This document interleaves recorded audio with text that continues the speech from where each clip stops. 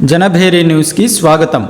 కొండమంజూరు తెలుగు యువత ఆధ్వర్యంలో రాష్ట్ర స్థాయి మహిళా కబడ్డీ పోటీలను ప్రారంభించిన అద్దంకి ఎమ్మెల్యే గొట్టిపాటి రవికుమార్.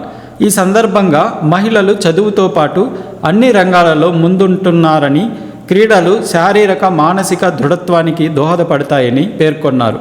అనంతరం క్రీడాకారులను పరిచయం చేసుకుని గెలుపు ఓటములు సమానంగా స్వీకరించాలని సూచించారు.